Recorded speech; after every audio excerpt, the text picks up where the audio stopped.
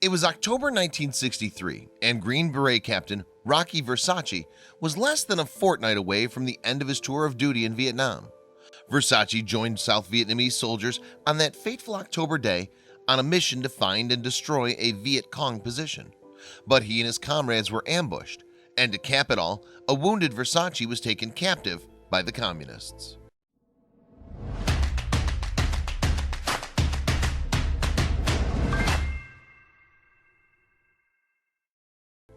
Humbert Rogue Versace came into the world in Honolulu, Hawaii in July 1937, the eldest of 5 siblings. His mother, Marie Theresa Rios, was a successful author, and his father, another Humbert Versace, was a U.S. Army colonel. Versace spent much of his childhood in Alexandria, Virginia. Versace's family moved around rather a lot, presumably following his Army father's postings. He went to school variously in Washington, D.C. and Norfolk, Virginia, even spending a year studying in Germany at the Frankfurt American High School. He graduated from the Norfolk Catholic High School. After school, he followed in his dad's footsteps, joining the Army and winning a place at the elite West Point Officers Academy. He graduated from there in 1959 and went on to train as a parachutist. He was now posted to the 40th Armor 1st Cavalry Division. His unit was serving in the Korean War, and Versace led an M48 tank platoon. In April 1961, he was transferred to the 3rd U.S. Infantry Regiment, again in the role of tank platoon commander. At that point, he decided to put himself forward for service in Vietnam. At that time, U.S. forces were only acting as advisors to the South Vietnamese in their civil war with the North Vietnamese communists. And it was as a military intelligence advisor that Versace arrived in Vietnam in May 1962 for his tour of duty. Before he left for this assignment, he'd studied on an intelligence course at the Fort Holabird base in Maryland, and he'd also taken the trouble to learn the Vietnamese language. Then in May of 1963, Versace applied for a 6-month extension to his tour in Vietnam. It seems that he must have some sort of revelatory experience, for he had decided that after the end of his time in Vietnam, he would leave the Army. His plan was to join a Catholic seminary to become a priest. Once he had achieved that goal, he would return to Vietnam on a missionary role. His ambition was to work with orphaned Vietnamese children. Versace's experiences in Vietnam had clearly had a profound effect on the man, who had decided to hang up his rifle and preach the gospel instead. But these carefully considered plans were to come to naught. As we've seen, less than 2 weeks before he was due to return stateside, Versace went on a mission against a Viet Cong command post. He'd been visiting an old West Point buddy in the Mekong Delta and joined South Vietnamese civilian irregular defense units on an operation. These South Vietnamese were embarking on a mission to clear out a Viet Cong base in the U Minh Forest, a location that had the reputation of being a particular hotbed of Viet Cong activity. And so it proved that Versace and his comrades were ambushed by a powerful formation of Viet Cong fighters. In fact, there was a strong force of some 200 South Vietnamese, just a matter of a few thousand yards away from the scene of the attack. But the communist guerrillas had used powerful and effective radio jammers, making communications impossible.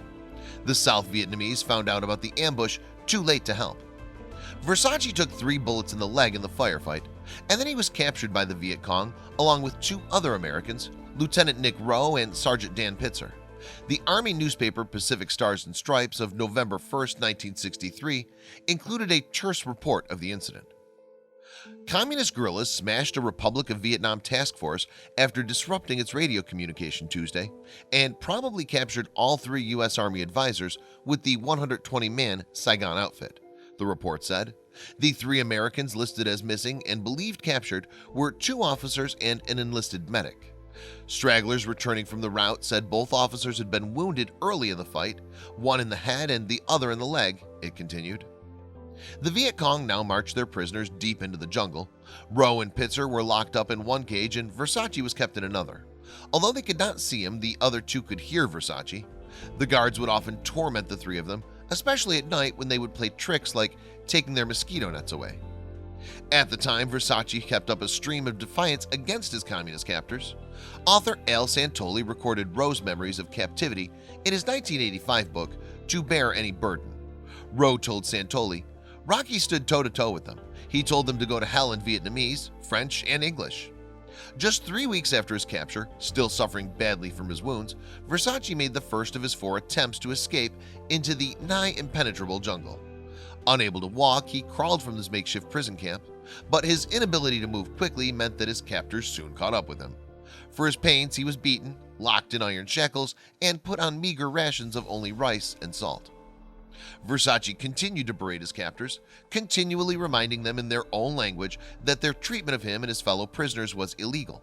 He cited the Geneva Conventions, the international treaties that govern the treatment of prisoners of war. This so infuriated the Viet Cong that they started to physically gag him.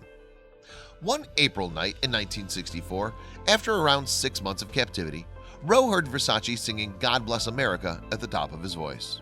Although he didn't know it at the time, this would be the last occasion on which he would hear Versace's boldly defiant tones. Rowe didn't hear anything more about Versace until September 1965.